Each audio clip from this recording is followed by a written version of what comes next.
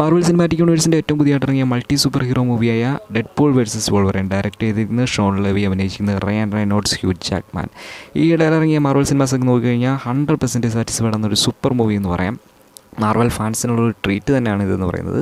Plot എന്ന് പറയുന്നത് മൾട്ടിവേഴ്സാണ് concept വരുന്നത്. ഒരു സൂപ്പർ ഹീറോയുടെ പ്രശ്നങ്ങൾ തീർക്കാൻ മറ്റൊരു സൂപ്പർ ഹീറോയെ വരുത്തുന്നതും അതിനെയൊക്കെ ബേസ് ചെയ്ത് പോകുന്നൊരു സിനിമയാണ്. അതിനൊക്കെ സ്പോയിലറായിട്ടൊന്നും പറയുന്നില്ല.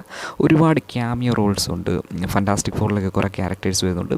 അതുപോലെ പല ക്യാരക്ടേഴ്സ് വരുന്നുണ്ട്. സിനിമ കാണുന്നതിന് മുന്നേ ഫാൻറ്റാസ്റ്റിക് ഫോറിലൊക്കെ ഒന്ന് കണ്ടിരുന്ന നല്ലതാണ്. ഞാൻ ഈ സിനിമ കണ്ടിട്ടില്ല. എൻ്റെ കൂടെയുള്ള കൂട്ടുകാരൻ അവൻ ഈ കോമിക്സ് എല്ലാം വായിച്ചിരിക്കുന്നതുകൊണ്ട് തന്നെ അവനാണ് ഈ ഫാൻറ്റാസ്റ്റിക് ഫോറിലെ ക്യാരക്ടേഴ്സിനും ബാക്കിയുള്ള എനിക്കറിയാൻ മേലാത്ത പല കാര്യങ്ങളും പറയുന്നത്. അതുപോലെ ഇതിൻ്റെ അകത്ത് ഡെഡ്പൂളിനെ തന്നെ വിളിക്കുന്നത് എന്താണ് മാർവൽ ജീസസ് എന്നാണ് വിളിക്കുന്നത്. അപ്പോൾ അതിൻ്റെ കാര്യങ്ങൾ എന്താണെന്നുള്ളത് എൻ്റെ കൂട്ടുകാരൻ പറയുന്നത് കോമിക്സിലാണ് അതിലെ കറക്റ്റ് കാര്യങ്ങൾ വരുന്നതെന്നാണ് അവൻ പറയുന്നത്. അതുപോലെ കാര്യങ്ങൾ പറഞ്ഞ് എനിക്ക് മനസ്സിലായിട്ടുണ്ട്. എനിക്ക് ഏറ്റവും ഇഷ്ടപ്പെട്ട സീക്വൻസ് എന്ന് പറയുന്നത് ഡെഡ്പൂളിനെ കാണിച്ചുകൊണ്ടുള്ള ഈ ഫൈറ്റ് തുടക്കത്തിലെ സീക്വൻസ് വേറെ ലെവലാണ്. ഡെഡ്പൂൾ സിനിമകൾ കണ്ടിട്ടുള്ളവർക്കറിയാം ഡെഡ്പൂൾ സീക്വൻസുകളെല്ലാം വെറൈറ്റി ആയിട്ടുള്ളതായിരിക്കും. അതുപോലെ തന്നെ ഒരു variety sequence dance fight plus credits card കാണിച്ചുകൊണ്ടുള്ളൊരു സീക്വൻസ് വരുന്നുണ്ട്. അത് സൂപ്പറായിട്ട് ചെയ്ത് വെച്ചിട്ടുണ്ട്.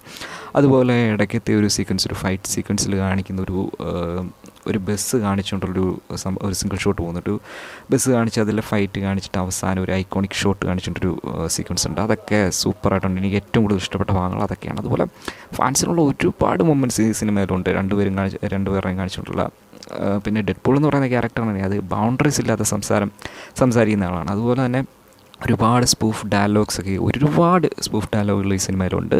ബാക്കിയുള്ള ഡെഡ്പൂൾ സിനിമകളിലെ പോലെ തന്നെ സ്പൂഫ് ഡയലോഗുകളൊക്കെ ഇതിൻ്റെ അത് വരുന്നുണ്ട്.